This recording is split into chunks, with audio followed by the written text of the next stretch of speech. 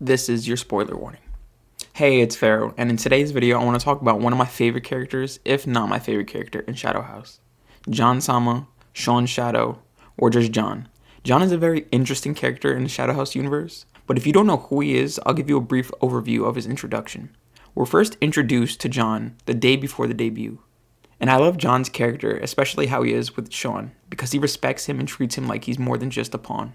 This can especially be seen when, if you remember, back when John's living dolls with Emily Coe and Ram on their night adventure, that Sean can't really see well and needs glasses. But Sean doesn't like to wear his glasses because then he wouldn't be a reflection of John, since he doesn't wear glasses. In our introduction to John though, we could see that he went through the trouble of getting a pair of glasses for himself, even though he doesn't need them to make Sean feel better, so that he would be more inclined to wear his. Even though Sean persuades John into forgetting about the glasses, since John is his master and he shouldn't change for him, but it was the thought and gesture that counts. Then there's the other side of John, that's more amusing, especially since all the shadows talk in third person. John is not a genius or necessarily smart character, but he is loyal and a confident one. John is one of those characters that you love, since his lack of smarts is made up by him being physically strong, but full of unintentional comedic relief as well. He's like one of those friends who's hilarious to everyone because they're so confident and deadass in what they say that it unintentionally makes them funny, but they don't realize it.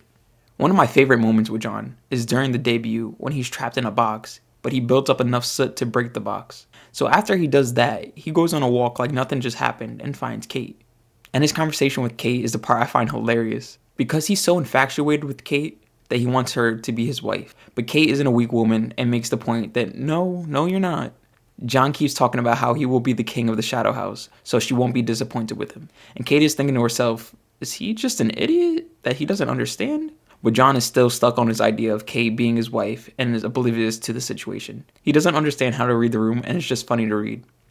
As he's telling Kate how he ended up coming to see her and how he escaped the box he was trapped in, Kate then asks him if Sean was the one that saved him. And he says no, John can help himself. But Kate ends up reminding him that shouldn't you go back so that Sean could find you?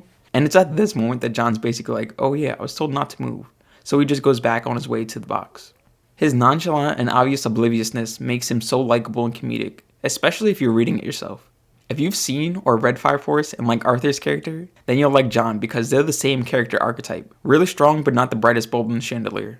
Let me know down below who's your favorite Shadow House character and your favorite moment of them. And if you're liking the video, let me know by dropping a like and a subscribe. But back to it. John has plenty of great moments that really highlight him as a funny, strong, and all-around good guy.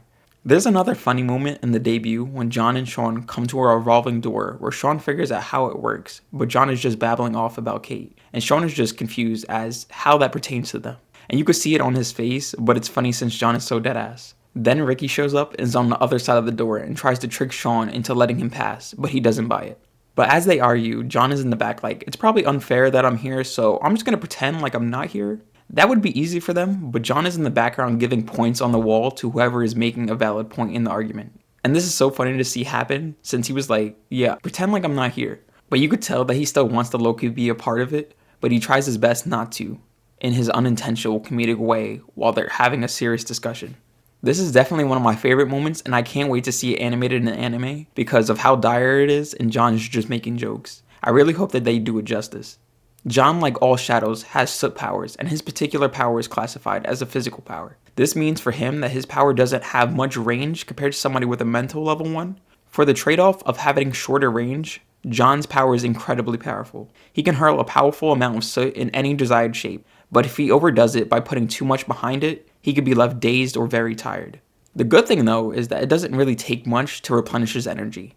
In one of his battles, where he uses a large portion of his energy, Kate gives him a half a piece of bread, and he's back to having full energy. So I would say that his drawback of energy depletion isn't too bad, especially if or when he trains to become more efficient or try new techniques. I'm excited to see what other abilities that he'll get in the future, and what he could really do in a life or death situation.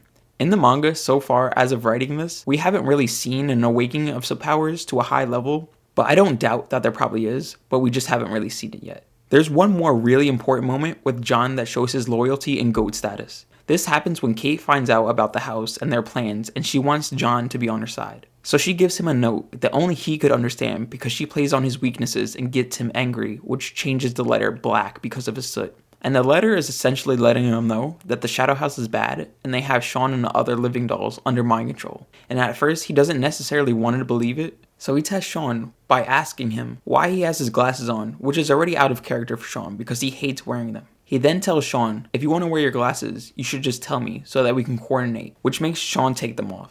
And this is the moment where you could see something is wrong because Sean is John's counterbalance and doesn't always follow what he says so completely without giving his opinion. So John tries one more thing in defiance of what the Sean he knows would tell him to do, which for him is yelling he's not going to eat his carrots anymore, which the Sean he knows is adamant about eating them. But to no reaction, John definitely knows that this version of Sean is not the Sean he knows. Because Sean then goes off spouting that the Shadow House is absolute, which he never once has said before. So in the most John way possible, for him to snap Sean out of the mind control, instead of using the standard water trick, my guy John proceeds to box Sean up and beats his ass until Sean snaps out of it, and they're both fighting, and in the end it works out.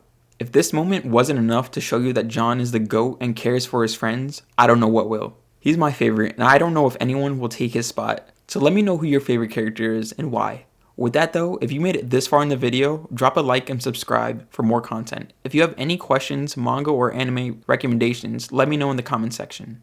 I'll catch you in the next video. Deuces!